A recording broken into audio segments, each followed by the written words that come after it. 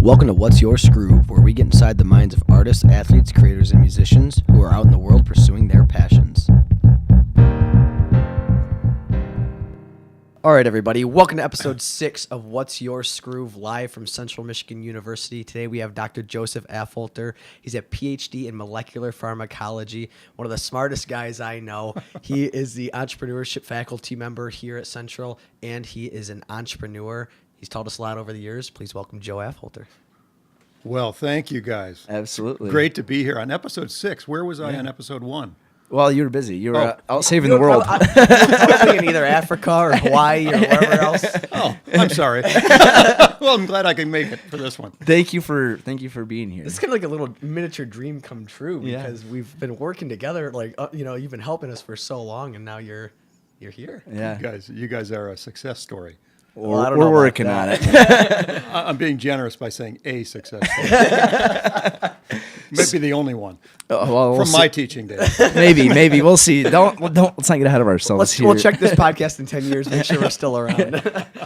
So a little background: Dr. Affholter is one of our greatest mentors from Yes. SVSU. I got in touch with you my sophomore year, I think it was, when we first started our clothing brand, and gave you a business plan. And ever since then, we've been in touch, and you've been giving us advice along the way. So very grateful for you and all the advice you've given. Absolutely. I mean, we didn't know where to start. And Yeah. Kenny goes, well, I guess you start with the entrepreneurship professor. And we didn't have anything together really. And then you're like, well, this is where I would start. And you just kind of kept giving us a little more along the way and a little more along the way. And It's great to it's great to call yourself an entrepreneur, because then whatever you do has an explanation. That's perfect. It's been great to work with you guys. It's fun. What I can say to you guys and to those who are listening to you is you've really done this the right way, in that the model that you built on day one became the subject of demolition on day 2. Yeah. And so on and so forth, until you find something that endures more than one day, and then you have something you can build on. So much of entrepreneurship is that way. And I remember you telling us kind of, I mean, you just guided us so well, and always kind of nudging us and be like, you might not really know what it is exactly what you're doing right now, but you'll just figure it out along the way, and keep trying the things. more you do. And it's just been trial and error, and it's kind of really evolved over the years. Yeah. So We finally kind of honed in on it. But so I guess last time we talked was about a month ago, and you said next time we see you, we had to ask you about what was it? I got it written down, danger? right? I got the danger of not having enough deer hunters in Michigan. So That's what you left us with. You said make sure. So we didn't forget. So now we have to ask you about that. What does that even mean? I have no idea. I'm not there anymore. You just made us lose sleep over that. That's right. I think your question though introduces a great concept in entrepreneurship, which is read broadly, think broadly, generate ideas across a broad landscape, combine them wherever possible, and move things forward as you do so, and eventually you land on something worthwhile. And so, so what's the story of deer in Michigan? And the question is, what opportunities does it present? Let's talk about deer in Michigan. Okay. I am not a wildlife scientist. I just live in Michigan, and occasionally hunt, and often barely miss deer running out in front of me. I live in the country, and so do they, and that's where the problems begin. So, being in Michigan, like deer hunting is such an interesting part of our culture, and I mean, how have you? Because you've been all over. I mean, I don't think I know anybody who's traveled as much as you have, and literally, I feel like we have the most interesting man in the world in the room right now. I feel like we get a hold of you. Hey, you want to meet this week? You'd be like, oh, I'm over in Zimbabwe. Or something. Are you from Michigan, born and raised? What's your story? Yeah, thanks. I don't think I ever I've asked this. Really? Yeah, born and raised in southeast Michigan, south of Detroit, between Detroit and Toledo. Okay. And you could write songs about it, and they would have, a bit of a country twang to them. Okay. Yeah, but have not lived here my whole life, obviously. As you guys well know, I've lived in a variety of places, but Right. Have come back here many times and called this home. so I still do. And then where'd you go to school, to college? Went to college at Michigan Tech up in the tundra. And as I like to tell my friends, that's in the Upper Peninsula for those of you who are unaware of that. The Yoop. Upper Peninsula, which is just this side of the edge of nowhere. And you fall off if you go past the Yoop. So the Earth is flat. Confirmed. If you don't freeze, you fall off. Otherwise, you get frozen into the permafrost. I tell my friends, I say, well, I got cold after a while, so then I went west and did my PhD at Stanford on the West Coast. Polar opposites. Very polar opposites in many, many ways. Yeah. Some of which we could talk about next time. Cliffhanger. Yeah. Cliffhanger. Yeah. So your undergrad was at Michigan Tech? Michigan Tech in chemistry, and graduate work was in pharmacology at Stanford, which in those days was really molecular biology. It was Okay. the early days What's the difference? of cloning genes and isolating DNA and sequencing it when it was difficult to do. Now you teach people to do that in kindergarten or maybe preschool. So What kindergarten? I want to go there. Where's this preschool at? We have to send all of our adult kids there. We have plenty of them. Yeah. That's super interesting. So you yeah. studied cloning in college and what would you say, DNA what? Isolation and Isolation. sequencing and things like that. Things that we do. Like breathing, right? You guys know all about that. Yeah. Yeah. Right. Yeah, molecular pharmacology is really the science of how drugs or external, many times external molecules transmit signals across the cell membrane into the cell interior and achieve things that we want to achieve in cells pharmacologically. I act like we know what that means. Yeah, I'll just right. nod my head. Drugs. Yeah, drugs, man. there It's you all go. about drugs. Right on, Everybody man. knows drugs. Right, exactly. How do drugs work? Who cares? They work. They work.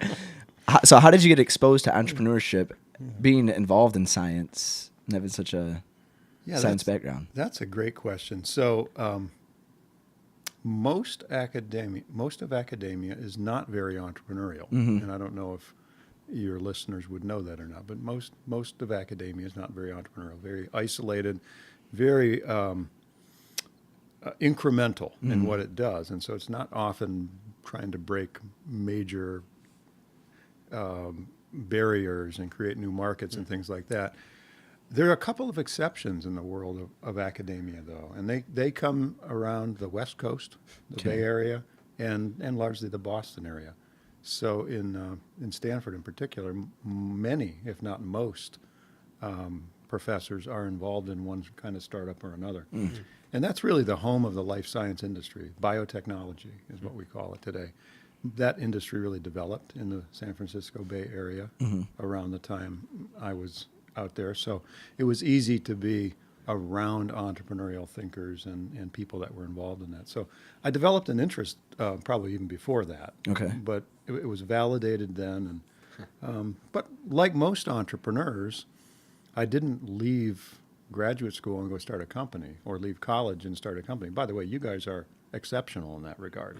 Well done. Thank you. I had to go figure out what I was doing first. You didn't bother. So what did you do when you graduated? So I left there and joined a chemical company. Not something you typically do when you're coming out of a pharmaceutical program. Okay. But that's kind of how I developed and expanded my thinking. Is I wanted to do pharmacology, drug development in an unusual context. So it turns out the Dow Chemical Company, which is located here, not very far from where we're recording this, in those days had a fairly good-sized biotechnology company inside the company where everybody worked on various aspects of drug development, which was ironically very difficult to find in the biotech industry, where you know once you entered a biotech company, you did X, you did Y, you did discovery, you did development, you did clinical testing, and everybody was specialized.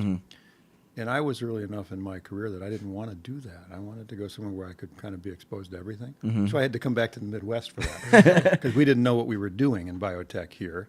And Really? So for me, the best thing to do was to leave the area that was most skilled at that technology and go somewhere that was less skilled at it and therefore be exposed to the whole range of ideas. For me, that was an entrepreneurial step. Okay. To step out of specialization into generalization and begin to think broadly about the tools I was working with and how they could be applied in various ways, including then in the chemical industry.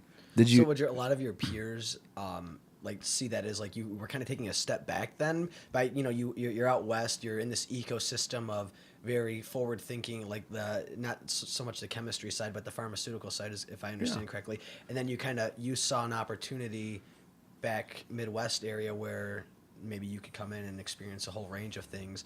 And so did other people understand what you were doing, like your friends and contemporaries, or did you just kind of have an idea of what you wanted and went after it? I think it's safe to say that once you're on the West Coast, you don't understand why anybody leaves. especially back to the Midwest with all the deer around Yeah, here. that's right. I mean, Wish we had enough hunters. we hardly ever see deer in the street there. And certainly they don't leave the street if we do. That's right. No, that's true. So, yeah, that was it turned out to be a very entrepreneurial step. Did you view it as that when you were doing it? When you took that step? Not as preparation for starting a business. No, I didn't see it that way, but I saw it as a creative and necessary thing for me to do. Right. Based on my own needs and wants. So when did you start your first business? So I was with that company for about 8 years, and at one point I had a sabbatical and did some very interesting, innovative work at a university in Southern California, developed some intellectual property there, which I had done at the company as well, and led some was mentoring and working with some graduate students, postdocs, and actually really enjoyed that, which was also a very entrepreneurial environment. So after having done that now, after running research groups in the company for 8 years or so, I began to think, okay, I need to step out and do something different. And so my first step out was actually to go back to the Bay Area and work with another group of people, many of whom I knew already from my previous stint there, to start a company. So I left this area, went back to the Bay Area. Back west. Back west, having developed some perspective on the industry and helped develop a couple of companies there. How old were you? When I did that move, I was about 34. Were you? Yeah, Very cool. yeah. So you've been all across country and back a few times, huh? A couple of times, yeah. Lived in Hawaii, and lived in Nevada, and spent some time in some islands in the middle of the Pacific whose names you can't pronounce. If you told us that, you'd have to kill us. Yeah. Yeah. What happens when you're developing a technology company, which is in this part of the country, it's not as common as it is there, but when you're developing a technology company, you often need to do business-to-business deals. Those deals are often in other parts of the world.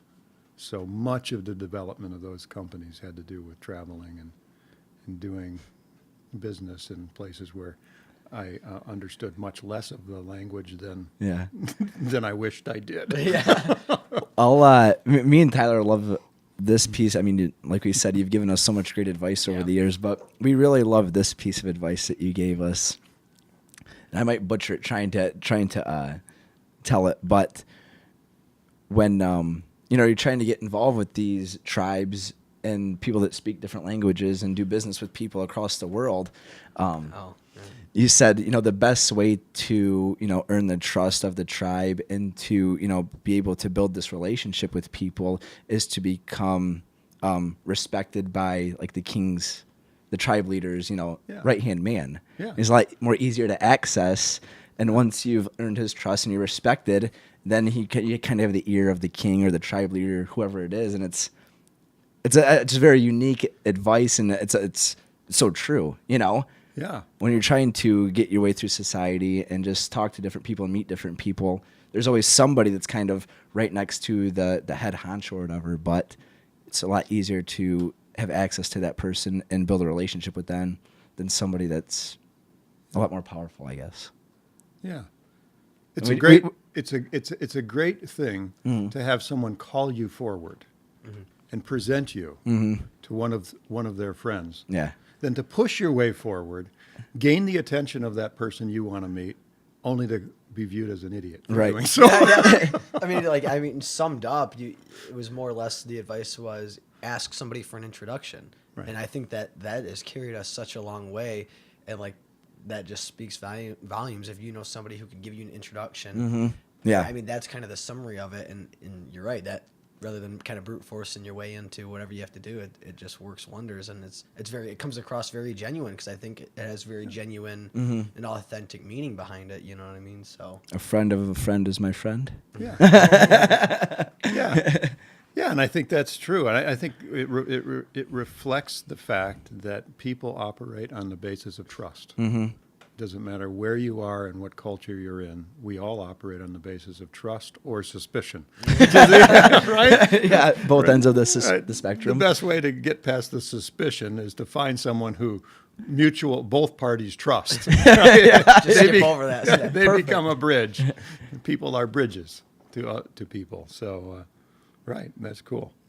What about obviously you've played such a big role in our development over the years. When you started deciding to start your own business and do all these different things, did you seek mentors? I mean, how did you meet people who kind of helped guide you or things of that nature? If you want to get into that, I think that would be interesting to hear about. Yeah. One of the lessons that I've started most of the classes I've taught over the years with is something I also shared with you guys early on. Something my grandfather said to me when I was a teenager. He said, "Joe, whatever you do, get experience as cheaply as possible. Only use your own time and money if you have to." In other words, learn from other people and listen to what they had to share. So that's one of my approaches to life, is to find people who have been through a lot and listen to their story. People are stories. They love to tell their stories. Who doesn't want to tell their story? And frankly, once we get into the mode of listening, people are endlessly fascinating. And so the truth is, that's what I do. I've always had people in my life who I respect profoundly, who are usually either younger or older than me. I mean, they have different experiences than I had, and only in recent years have they become younger. How does that work? It's because I forget everything I want to do, and I have to come remind me of what I used to know. No, that's entrepreneurial. That's breaking the mold, stepping out of the structure you're used to living in, and gaining some experience through exposure to other people in different groups. So I've always had, I've shared with you guys, I've had the privilege of working with some brilliant people over the years. Yeah. Very often, they are very senior to me. I'm getting to the point where that's going to become less and less common. But I'll tell you about one gentleman who just passed away in the last year. 92-year-old, World War II veteran. Okay.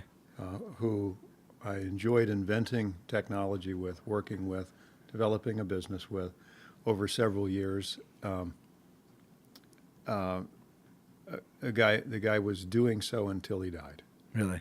Yeah, so I've had a number of people like that, so gravitating toward, especially older guys who have a really deep story to tell. I learn a lot through that. And not always older, but sometimes it's just a different domain that they're skilled in. Hardly ever does it start with, I need to know X, so I need to meet this person Y. It's hardly ever that way. It starts out as genuine friendship and relationship. And just grows from there. And grows from there, yeah. That's and awesome. those people become mentors, and I hope I remember to tell them that Yeah. before they die. Yeah. That's important for sure. Yeah. Yeah. Absolutely. I mean, being a serial entrepreneur, what are some of the biggest lessons that you've learned as running different businesses and just your entrepreneurial journey? The most important lessons are all very simple, and I think most entrepreneurs would probably repeat most of them. First of all, people matter. Ding. and they're the reason Yeah. why you do what you do. And that may sound kind of funny to especially people listening to it, but I come from a technology background, science and technology. Yeah. Innovation is everything, and can easily get trapped into the view that, it's the idea that's everything. And the truth is, the ideas are important, but they're only important to the extent that they make a difference for people. And it's people that matter. Yeah. And the best entrepreneurs that I know of, and some are well known and some are not known at all, are people that have this intuitive sense about what people really want, need, desire, and what would make the biggest impact in their life in a certain area. Now, second fairly obvious lesson of entrepreneurship came from an entrepreneur of yesteryear, Henry Ford, who said, Who's that? I'm sorry, no one in the state of Michigan is allowed to say who's that. You just nod your head. Yes. Just look. Yeah, Henry Ford said, well, if I would have asked my customers what they needed, they would have said, Faster horse. I need faster horses, right? Faster buggies, better carriages. So the truth is, people matter, but they don't always know what they need. And that doesn't mean you dismiss people. It means you look deeper. You look at what is the really unstated need, passion, problem that people are carrying, and how can I bring something that makes a difference? Seriously, that's the base of it. I mean, one of the first times we met with you, you're like, what's your value proposition? What are you bringing to people? And that's something that's kind of always stuck with us. So I think that is, how can you, yes, people matter, but maybe help them realize that there's something that you can give them that they're not aware of, or, anything like that. So yeah, I think that's super great advice. Me too. I'm still trying to figure it out. Still learning, still a student of the game. Exactly. Speaking of students, you said that was one of the first things that you would mention to your students is get experience as cheaply as possible, learn from other people. Are there other big highlights that you think are really important that you'd like to convey to some people who are listening who maybe are interested in the business world or self-employment or whatever that may be that you could convey? Yeah. Yeah, some things that I like to do when I'm working with, especially people that are just beginning their entrepreneurial journey, I like to encourage them to think about who they are. Think about who they are, what they value, why they value what they value. What's the baseline of their lives? What's the purpose? And I don't mean esoteric stuff. What do they really care about? And one of the things that often helps people articulate what they really care about, what they do well, is to understand what their own strengths are. So oftentimes I like to work with people on the basis of understanding their strengths. So it's a tool that I've used, and it's Strengths Finder. You've heard it. Many times. I use it with almost every group that I can justify using it with.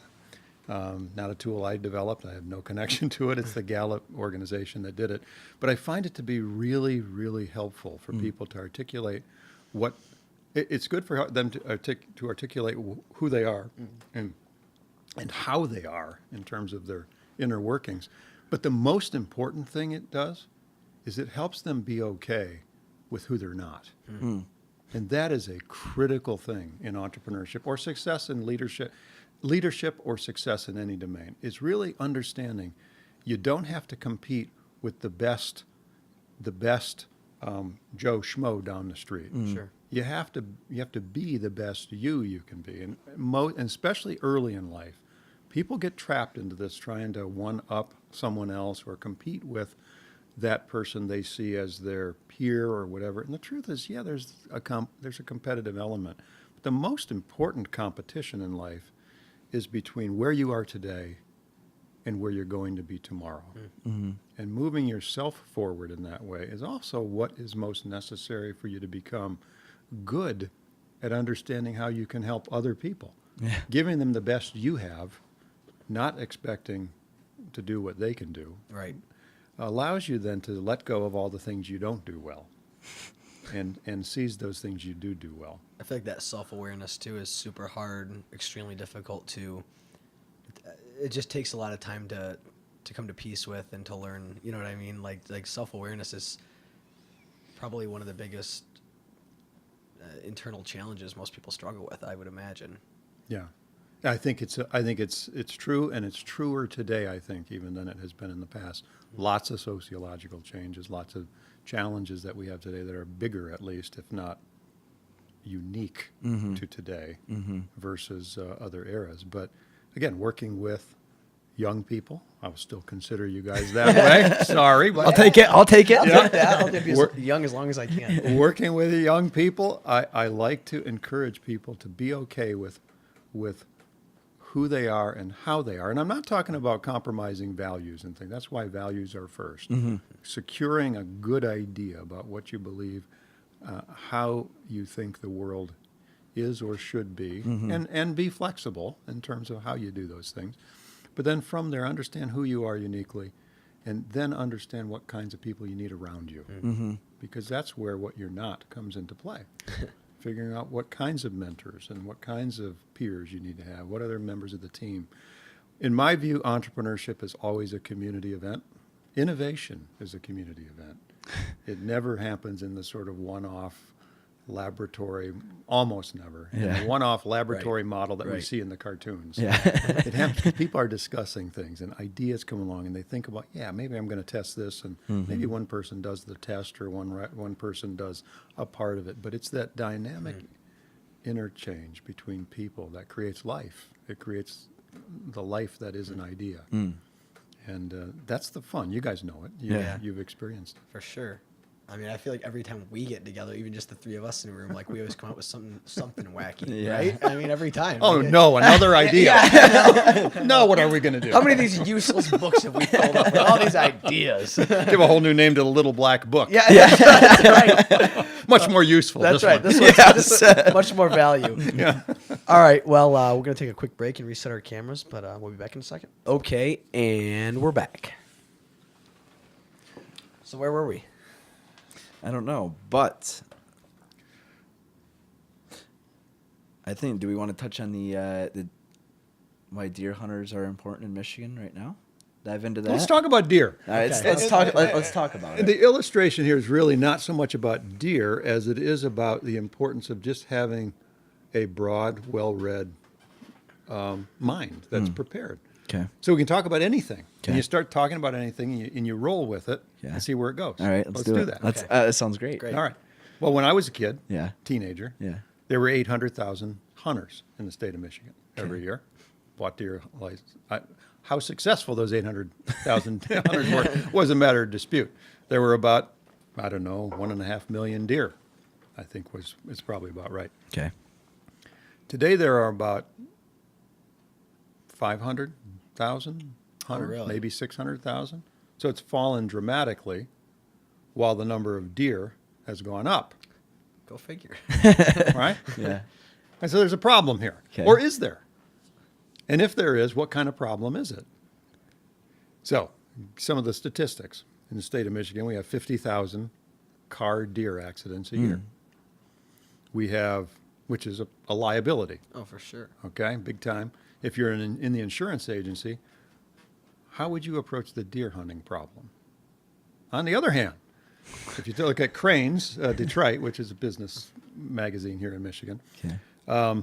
they report that deer hunting brings in $2.5 billion a year to the state of Michigan. Okay. About half of that spent on accommodations and food and things like that probably wouldn't have been spent otherwise. That's an asset, or that's a positive, right? So we've got some push and pull, right? Yep. Meanwhile, we have the age of the people buying deer hunting licenses is getting older. The peak, basically 35% of the people who hunt are between ages 43 and 64. Okay. Really? Range, yeah. And then there's a whole bunch that are older than that. And there's just a little blip in the younger group. There's a couple of year group which does buy deer hunting licenses and hunts. Okay, so we've got our hunters dying Essentially. and moving out of Michigan, retiring. Circle of life. The The hunters are dying. It's a circle of life. animal. We don't think the deer are killing them. We don't think. Or the car accidents. We forgot about the car Potentially. accidents. Coming full circle. Conspiracy. Yeah. It's a deer bovine conspiracy. Yeah. So you get pockets where deer are overpopulated, and they begin to transmit diseases to other things that we don't want to have diseases, like the cows and things that we're eating. Right. Besides the deer. Because no one's hunting them. Let alone people and dogs and cats. Yeah. But cows mostly. Yeah, mostly cows. Yeah. Right. So we have this problem, and in some places where you just can't hunt them anymore, they find these hideouts in cities and things where they're not going to be hunted, Right. or at least not by any means we know today. So this is a problem. We have a increasing deer population. We have a decreasing hunting population. And by the way, we've continuously invented new seasons to hunt deer for the last 20 years to try to keep the Interesting. explosion of the deer population from getting out of control. We've had a couple of really bad winters in the last 5 or 6 years here that took out a lot of the young ones, which does some things to keep the population down.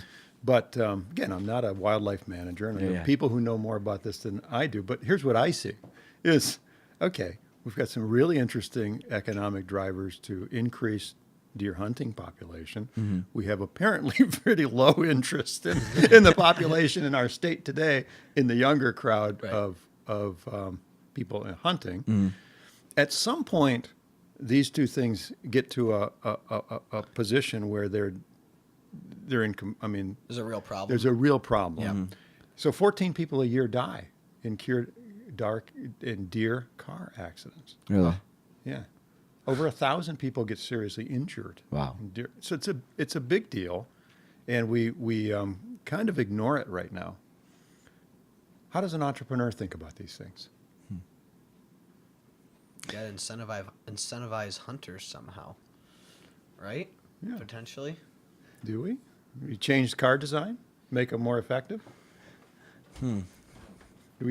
What's the opportunity that this presents to the? Well, I deer hunt maybe once a year, if that. Is there a limit to how many deer that one specific hunter can shoot? Yes. Is there? Yeah.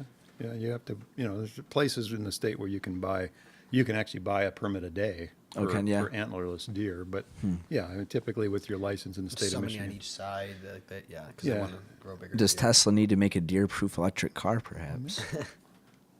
Or do we need to make cars more effective at killing the deer without killing the people? That could work.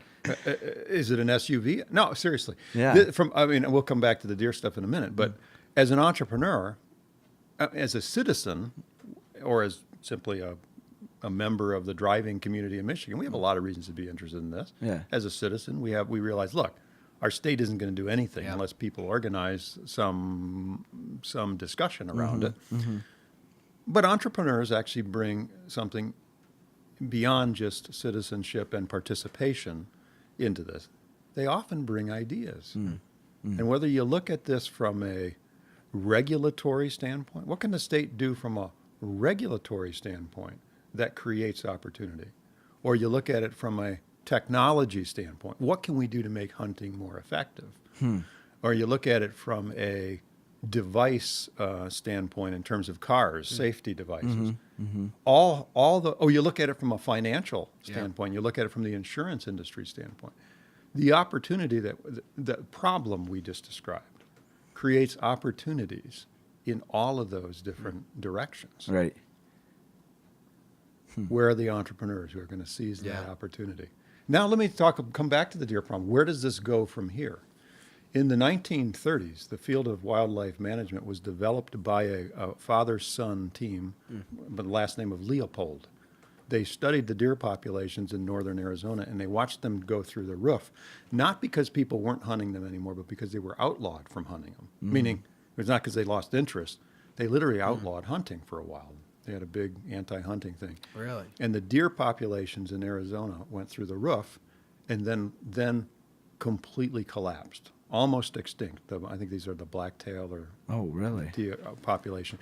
That whole cycle, and eventually they brought these populations back. And that story of what they did with the deer population created the field of wildlife management. Oh, really? We learned much of what we know today from that experience in northern Arizona. So literally, the field was created through the problem. The question is, have we advanced it much from 80 years ago, 90 years ago? I don't know that we have all that much. Maybe the people who hear your podcast who are in the wildlife management world will say, "Oh, we're way beyond that." Well, that's. I'm an entrepreneur. I can Outside speak. looking. I can speak ignorantly about those things. I don't know. That's true. We're pleading the entrepreneurial card here. Entrepreneurial ignorance. But I look at it, I say, lots of opportunity here. Yeah. And what happens? Let's play the what if card, not in an innovation sense, but in a do nothing sense.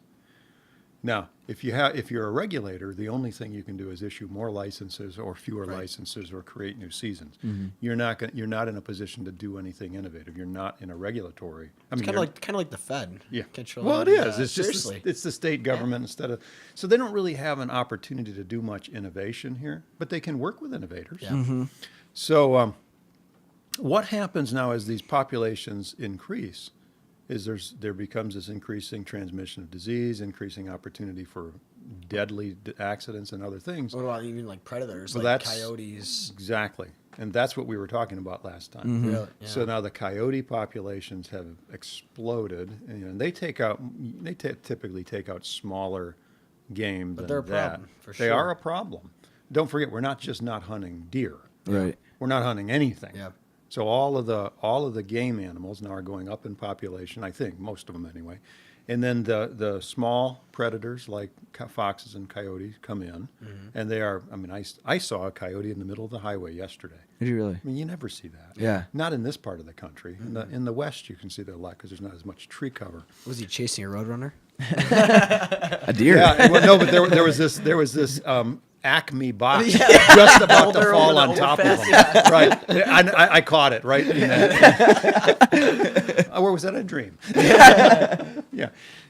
So yeah, they come, and then as this population boom increases, then you have other predators. Wolves are now making their way down through northern lower Michigan. Because Wolves. they know there's a higher like food source There's for prey. them. There's easy prey. Yeah. And then of course we've had a huge bear population explosion in recent years. Now black bears are not that much of a carnivore. They're both, but then you have behind the wolves you have mountain lions. Where does it stop? Well, and then what happens now once you get down to the area we're in is sort of the beginning of the population areas of Michigan, as these predators begin to make their way into these areas, it's not so much a Sierra Club story anymore. Yeah. Right? A great recovery of wildlife and natural resources. It becomes a major danger Right. to people. There's a reason why, as population expanded, we pushed those animals out of population centers because, who are the most vulnerable? It's kids. It's toddlers. It's kids playing on playgrounds. It's dogs in the backyard. It's So you said in Arizona that the population went way up and then it plateaued and then it dropped significantly. So then, in theory, if that happened here, then you have all these predators like wolves and mountain lions that are here with no food source, or the deer, if they consume that until if the same thing happens, and then they might get desperate and go after more people, dogs, animals, things like that. Yeah, right. I mean, again, I'm not pretending to be a wildlife No, but expert. yeah. Right. That's right. The cycle is in any small little pocket of space, a predator can exhaust its supply of easy prey. And the truth is, predators are lazy. They're going to go after that which is easiest. That's why they take out the weak, and that's why they do some things that are useful in populations of wildlife. But as they get closer and closer to where people live, the discrimination between game and people are not game becomes easier and easier. Blurred line, maybe. Yeah, that line becomes easier and easier for them to lose. So in population areas where you have this close proximity of predators with people, like some of the areas out west, you do get occasional, attacks of the kind I'm talking about. So it's been 100+ years since we've had that kind of danger in the state of Michigan or in the Midwest. And I think that's coming back again, and it could become even more dangerous than car deer accidents in the relatively near future. This isn't changing over 100-year time frame at this point. This is changing over decade type time frame. Why do you think that the interest of, I mean, it's probably generational, but the interest of hunters is decreasing that much because typically it's like, well, you hunt because your dad hunted and your grandpa hunted, and like, so why do you, I mean, just your opinion, why do you think that it's plateauing so hard that interest is going down? People shoot everything they want to shoot on video games. Interesting. I don't know if that's the answer, but I mean, frankly, Why go sit in the cold woods when you can sit in your warm house, Yeah, eat, that's right. eat You're not Doritos? playing deer hunter with like the hammer rifle. I mean, I can hit a digital deer anytime I want. It's much harder to hit a real one. I'm going You to have to stick with gut it. digital. Yeah. I mean, that's obvious. To me, that's part of it. I don't know the whole story. If we ban video games, we'll There re-incentivize we the go. deer hunting. a regulatory solution at That last. would blow over so easily. People would be over it. It would be good. That's it. We're here to tell you, listening friends, that the solution to the deer problem in Michigan is to ban video That's games. right. You heard it here first. If you don't want to get killed by a wolf, stop playing video games. No, that's the commercial. That's it right there. Just a Mountain wolf. lion, just and then it's In like, suburban Michigan, is attacking this a could be little you. kid. Stop playing video games. Like, kind of like the community ads. I can't think of what those are called that they used to run. Yeah, 100%. Oh my We have god. to take the two biggest extremes to really hammer the point through to everyone. I mean, so what can you do? I mean, extend the hunting season. You can't ask more people to hunt. I mean, I guess you could get the barrier to entry lower if a hunting license $25, make it $5, but then that they make less money off of it. Yeah, I like to think about these things. The last thing that I think about as an entrepreneur is a regulatory solution. Mm-hmm. I think we're better off in general with creative, innovative, society-based solutions as opposed to sort of strong arm of government solutions. They generally backfire. sure. They over. Well, then they if you overshoot, keep they- strong arming the solution, there's only so far you can go. right, that's right. So it's just More it- organic, intuitive approach potentially. yeah, grassroots from Yeah. the Yeah. And so I think there are a variety of reason I'm talking about this with you guys is this is about innovation, creativity, entrepreneurship, and empathy. Truth is, those are the things that entrepreneurs bring to equations like this, to problems like this, and say, all right, how can we do something that's fun, meaningful, profitable, and sustainable? And the truth is, and I don't have an answer to that, but I think this is an interesting challenge. It's true in Michigan, and it's true in several other states, many other states. And so a commercial solution, which may be technology at any of the levels we're talking about, would be pretty cool to think about.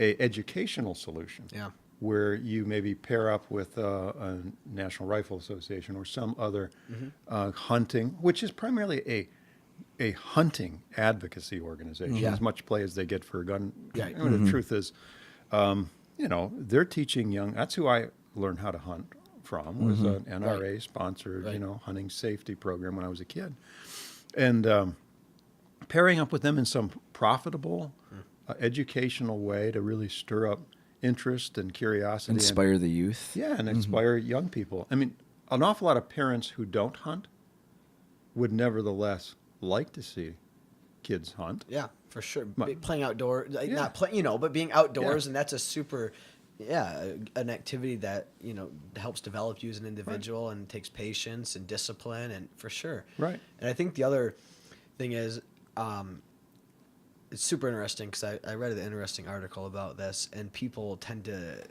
miss this fact is, well, there's a group of individuals who think there's a huge ethical issue with hunting animals for, to produce in a meat and eat, and that, they don't want animals hunted. They want to let the animals live.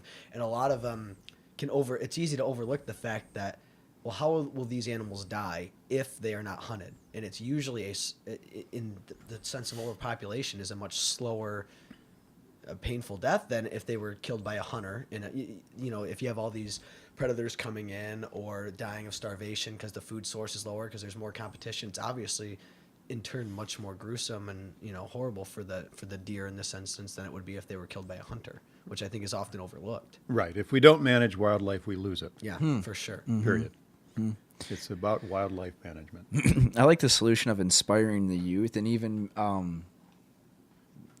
inspiring just more hunters in the state. Right. Yeah.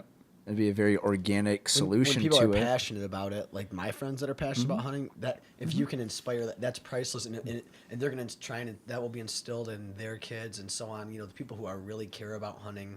Yeah. I mean, it's a part of their It's lifestyle. a way of life. Oh, in for many sure. ways. Yeah.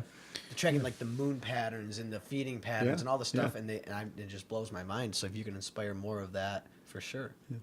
The conservation movements, most of the conservation movements over the years have come from people who were hunters. I mean, the duck Yeah. hunters, a group who really protected many different duck populations over the years. And the reality is the hunting population is a hugely conservation Yeah. sensitive group. And, you know, people can draw those artificial lines and pretend they don't understand that hunting is part of managing, managing wildlife. They can pretend that. The truth is that's silly.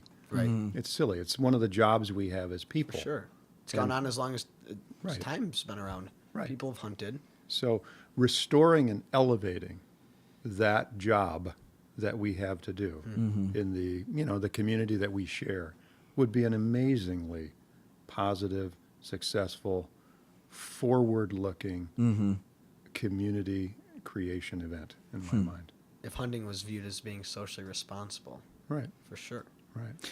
What I find interesting, I feel like more people, when there was 800,000 hunters, hunted illegally than today. Yeah. Do you think or no? So there's probably even maybe a handful more than there actually was 800,000, because I feel like buying a hunting license back then wasn't as big of a deal as hunting legally is today too. Yeah. Things were easier to get away with your stuff, Yeah, potentially. which is just kind of interesting. Yeah, I mean, of course, I don't know for sure, but I grew up hunting and still do to some degree, but never heavily. I was busy. I was building Right. businesses and stuff. I wish I would have hunted more, and that my own sons Yeah. would have embraced it more. Now they would. They're not that far away from it, but Right. but like most people, in the years when the kids are that age, you're busy, and Right. the truth is, if there were something like Little League, Yeah. Oh, where yeah. you Yeah. brought that helped parents draw their kids into that. Yeah. I think it also helps keep people in Michigan. Yeah. Oh, yeah. Again, for those of you who are listening who are in Michigan, you realize when I was a teenager, we had 13.5 million people here. How many are here Today now? we have 9. Oh, wow. The only state in the country that has a story like that. Really? Unbelievable loss of population in this state. Maybe it might have been 12.5 million, but it's in that range, 12.5 Really? to 13 I didn't million. know that. Yeah, so we've had enormous loss of population. People have moved out and other things. So that's a different problem to talk about another time. Michigan's a cool state. I love Michigan. It's often looked at as one of the most tourist-friendly states and attractive states in the country. Tremendous opportunity to see and do and engage in stuff here.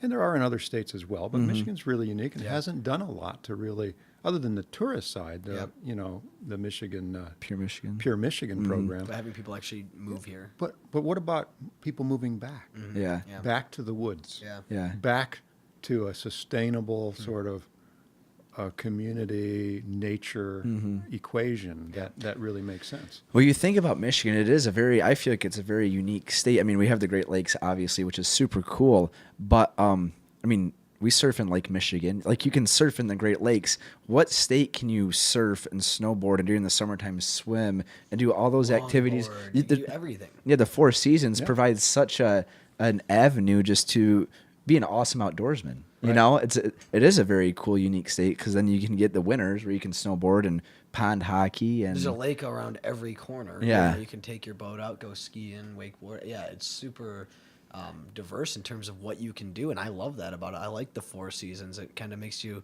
appreciate each of them, and this bitter cold that's outside makes you appreciate the summer, right? You know what I mean? Yeah, I appreciate 3 of the 4 seasons.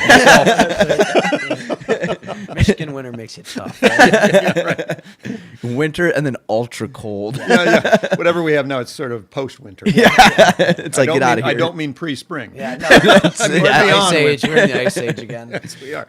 The tundra has moved south. Yeah, which was once Michigan Tech UP area. That's right. Yeah. We're That's now right. in the tundra. I tried to move out of that once. It's chasing you. It's chasing me. And as the tundra's moving down, the wolves and the mountain Yeah, they're lions getting cold. so are they're coming with down it. with it. Uh-huh. Yeah.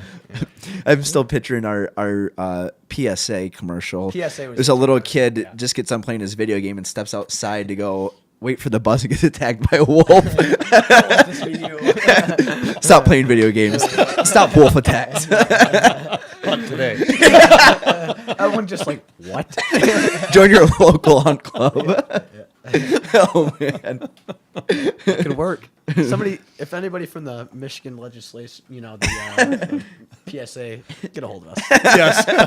The Pure Michigan people, we have a new ad for you guys. We need Pure 10 Michigan, yeah, Pure Pure Michigan right at the end of it. Oh man, well, I think that was a good point to ponder. Yeah. Yeah. And that's you can carry that on with a lot of different. Yeah. I think if it just kind of to at least wrap up my view of this thing, whatever problem it is, this is one that's a unique Michigan problem. There are plenty of others that we could talk about that are also fairly, at least disproportionately Michigan or Midwest centric. If we begin to think about those kinds of problems creatively and begin to engage in whatever steps we're made to engage in that dialogue, we become more curious, we become more empathetic, we become more innovative, we become potentially more entrepreneurial, and at the end of the day, that results in better solutions. So one of the things, again, we're here at a university which has a fantastic entrepreneurship program, but one of the things that we need to do in the entrepreneurial community is stop trying to imitate the West Coast and the East Coast. We have a unique set of resources here that are powerful and breathtaking in many ways. A unique set of problems that provide us with unique perspectives. A unique base of skills and intersection of ideas that can help the world if we figure out how to apply them here first and solve the problems that we face here. That's how we, frankly, as a state, become the kind of blessing and entrepreneurial success story to the rest of the country that we could be. But so much of the time I see the entrepreneurial world focused on how do we build our Silicon Valley here. I'm sorry. Our resources aren't and problems aren't theirs. We have different ones. And I think that's a story that Michigan entrepreneurs need to hear. We've I got agree. plenty of opportunity here. And I think a lot of like our contemporaries, like when you hear the term like entrepreneurship, they think of the next app idea. That's always like the term the next. What's the next like you want to come up with a business. What's the next app and the next Facebook? And like it is so much bigger than that. And I think that's an excellent point because I've never heard it quite phrased like that. There are just so many avenues that provide so much value to the whole ecosystem that, I think that's something we need to take a look at and kind of look inwards and kind of maybe your strengths. Right. What's the strengths of your state? We're not Silicon Valley. What's the strengths of Michigan? We grow really good hops here. That's right. Yes, we do. The craft beer. And I'm absolutely. saying that tongue in cheek, but the truth is, Right. it's not an accident that we can grow those here. Yeah. And we're in this part of the country, and we also have some of the best microbreweries in the country we do. here. Yeah. I was in Kansas City last week, and visiting a family member of mine, and went and bought a Kansas City microbrew from one of their local stores, only to find 5 or 6 of the most well-known Michigan microbrews in Kansas City. Really? Highly advertised as some of the best in the country. Was Again, it? It's pretty cool. Yeah, so you said, look, pretty special. Again, it's special. There's lots of resources, lots of opportunity for entrepreneurship, creative problem solving. You talk about the economics of deer hunting bringing in $2.5 billion a year. Was that what it was? Dude, we know people that have told us they fly into Traverse City for the weekend just to go to all the breweries up there. I wonder what the economics of the craft beer industry in Michigan is in the last 10 years, because it is a super well-known state for craft beer. And we do produce great craft beer. Yeah. So It's 3rd or 4th in the country in terms of numbers. is it? Yeah, it's way up. And it doesn't look to me like it's Going anywhere? You're going to take a dive anytime soon. Yeah, we had our one buddies on that are in a band, and they said, because they tour, they go to all these different breweries or just bars and play. And they say, like, every bar they go to, Bell's and Founders is usually on All tap the there. IPAs everywhere. Yeah. That's crazy. And the truth is, what's true, again, agriculture is a major side of Michigan, but it's high-end, it's premium agriculture. and berries and fruits and all that stuff. But if you look at winemaking, all of the best winemaking regions of the world are westward facing, high drainage sort of sloping landscapes right around the 45th parallel. Everybody knows that. Well, Is that like and Traverse City? the best ones in the world have a really cool onshore breeze that kicks in right around sunset on those hot summer days. Now, that used to be the case on the West Coast, and they're a little bit further south, especially if you get down into California. It's too hot there now. Washington has a little bit of that coastal breeze coming off the ocean, but still, it's gotten more and more. It's gotten warmer out in that part of the country. France, similar. Michigan, Great Lakes aren't going anywhere, and the temperature of the Great Lakes aren't going anywhere. And the Traverse City area of Michigan, in my view, is set up to be the best winemaking region in the world. Really? Within the next, say, generation. Really? And I'm biased. I'm highly biased. I'll say that right now. But if you look at what is required, I'm a biologist and I work in the agricultural industry. If you look at what's required for really good grape quality, Traverse City has almost a perfect situation. And there's a lot of wineries there today, but I imagine it's nowhere close to what it's going to be in the future. You heard it here first, folks. Yeah. Invest in the Traverse City wineries. Let's go. If you're looking for some solid investments. Moving from California. You've been on both ends of that. Yeah, no, good stuff. Well, awesome. This is awesome. We had a great time. What is the best way for people to reach you if they want to get in contact or If follow they maybe you? have interest in the program you work with here, or have any questions for you, what would be the best way to get a hold of you? Well, thank you for asking that. I am at Central Michigan University, an entrepreneurship professor here. My email is probably the best way to get a hold of me. Excellent. Awesome. You can find me on the entrepreneurship website at Central Michigan University, cmich.edu. Perfect. Well, awesome. Thank you, Doc. We appreciate it. My Appreciate pleasure. your time, Yes. your advice, and your insight. Next Always time, fun. we'll have something on what was it? I don't know, molecular Major genetics, biological genetics, modern healthcare, next generation health science, something like that. Stay tuned. That is right. Thank you guys so much for tuning in. All episodes of What's Your Skroove are available on our website, www.skroveco.com. Be sure to subscribe and leave a rating. And as always, there are free stickers available at skroveco.com. We'll see you guys next time.